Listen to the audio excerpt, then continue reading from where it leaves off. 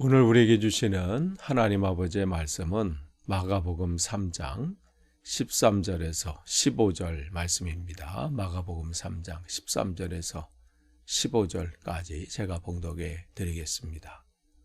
또 산에 오르사 자기가 원하는 자들을 부르시니 나온지라. 이에 12를 세우셨으니 이는 자기와 함께 있게 하시고 또 보내사 전도도 하며 귀신을 내쫓는 권능도 가지게 하려 하심이러라. 아멘.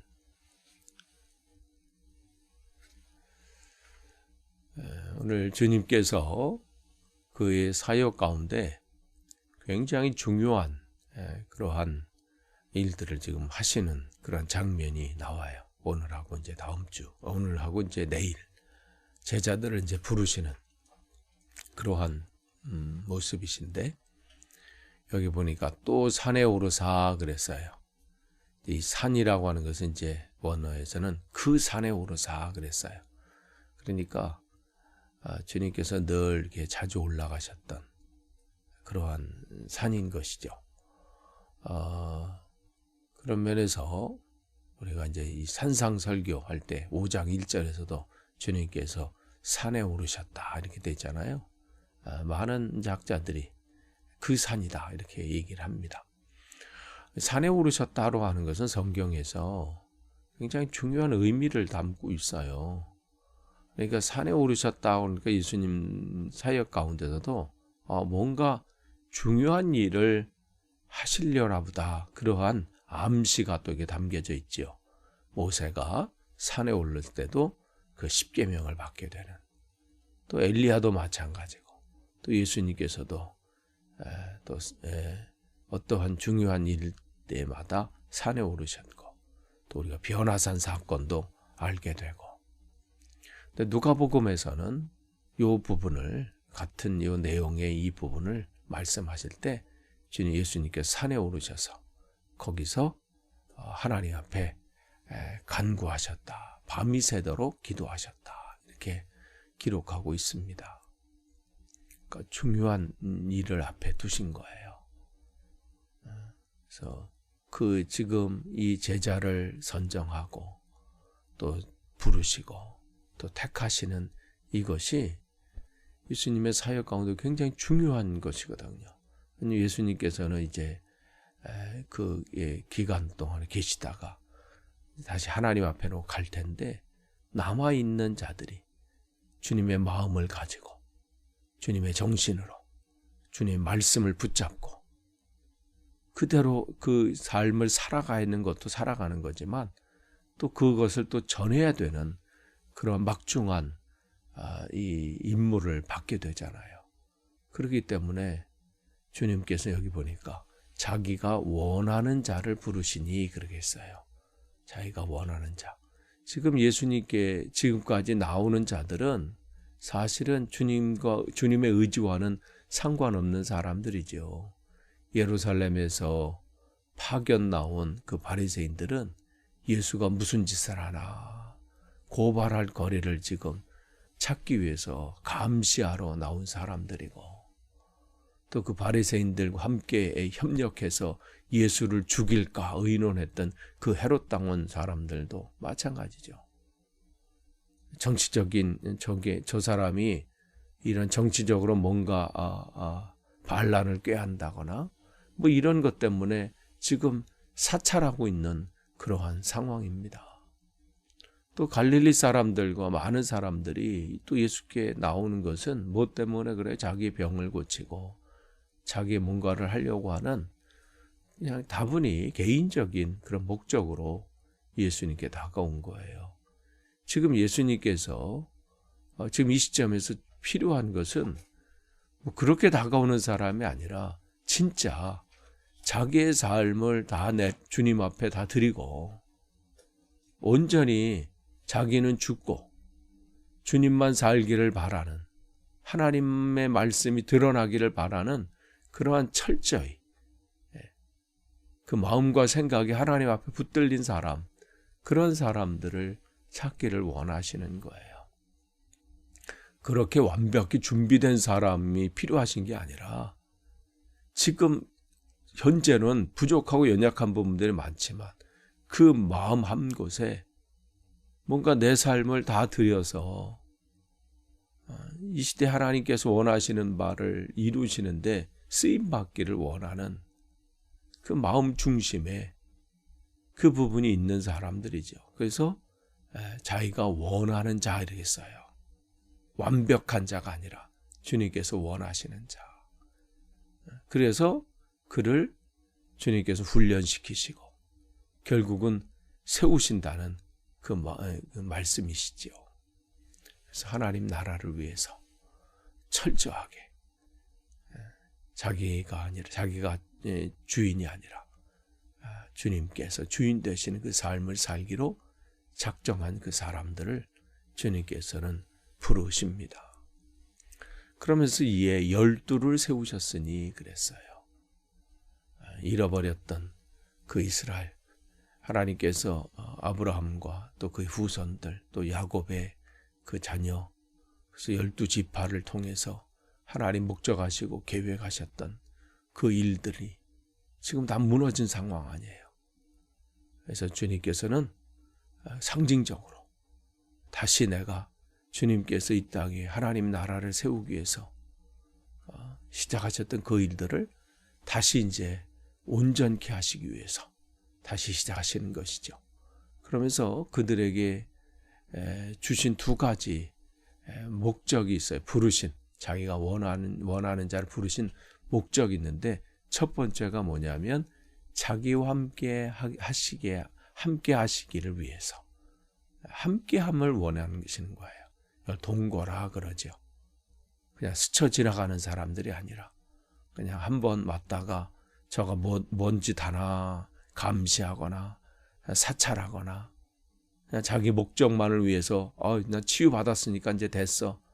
나 병고침을 받았으니까 끝 하고 그냥 돌아가 버리는 그러한 삶이 아니라 매일매일 순간순간마다 함께하며 주님 마음이 어떠한지 그 말씀이 어떠한 말씀이신지 그것을 알길 원하고 소망하고 함께 그의 삶을 배우기를 원하는 그러한 사람들, 그렇게 되기를 목적하시는 거예요. 그러니까 주님께서 제자들을 부르시고 세우신 것은 스쳐 지나가는 사람들이 아니라 그냥 그곳에서 주님을 알길 원하고 말씀을 배우기를 원하는 그러한 사람들이라는 거예요. 그러니까 시종일관 어떠한 순간이든 그 함께하기를 위한 동역자, 동료, 이것을 주님께서는 원하시는 것이죠. 그러니까 이 시대에 우리가 마찬가지예요.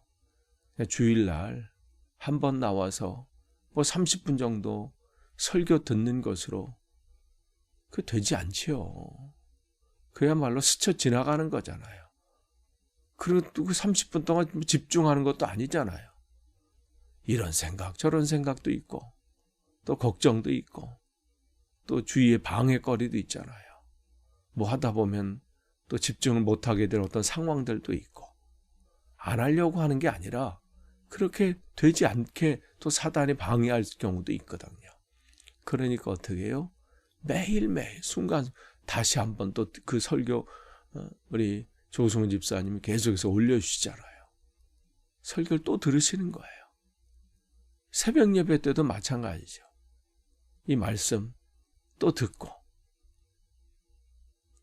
그 말씀 또 성경 말씀을 또 매일 읽고 묵상하고 그러니까 그 모든 것들 그것을 또 내 삶에 적용하고 그러면서 그 말씀을 듣고 읽고 묵상할 때마다 주님은 어떠한 분인지 그 안에서 하나님의 마음은 어떠한지 예수님은 어떠한지 성령님은 어떠하신지 내가 바꿔야 될 게 뭐고 내가 버려야 될 게 뭐고 이러한 부분들을 계속해서 그게 뭐예요? 주님을 닮아가기를 원하는 즉 주님과 동거하는 거예요. 함께하는 거예요.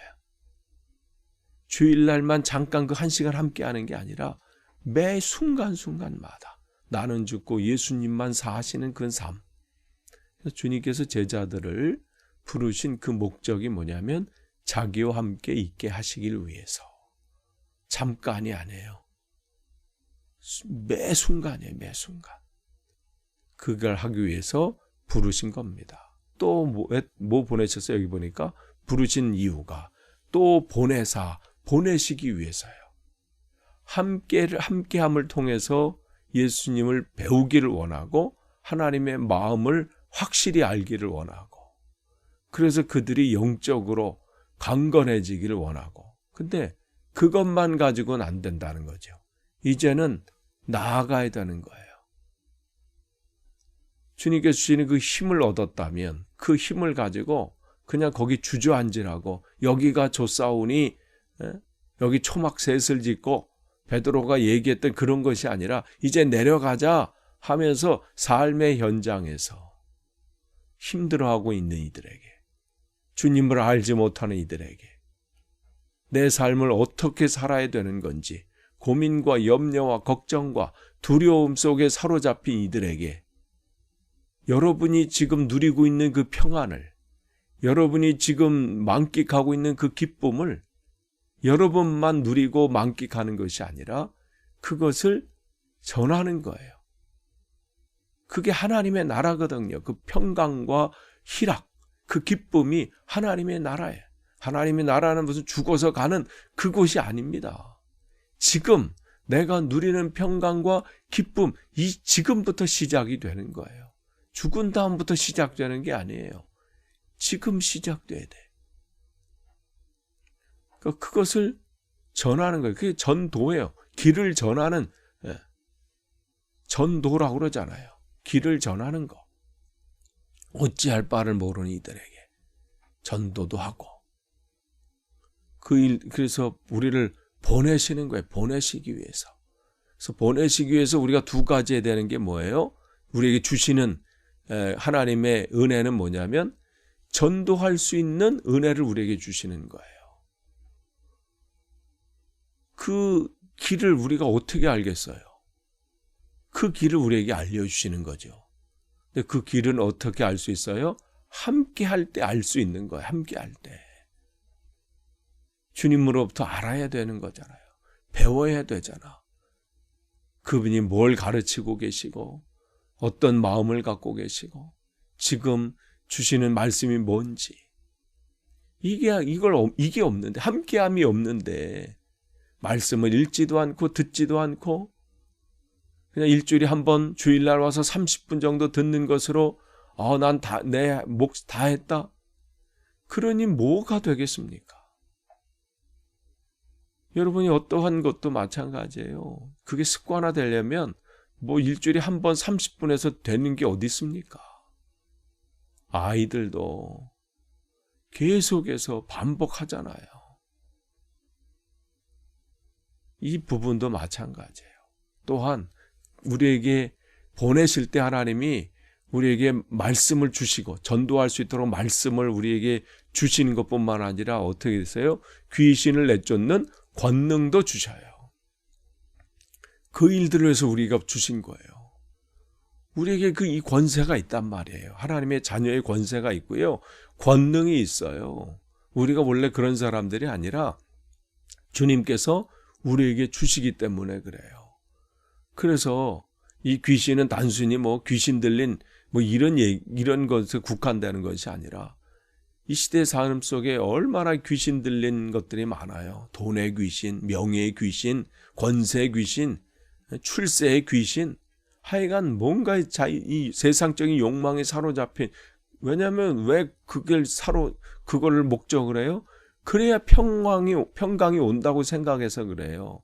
그래야 기쁨이 온다고 착각하기 때문에 거기에 더 빠지는 거예요. 더 많이, 더 크게, 더 높이.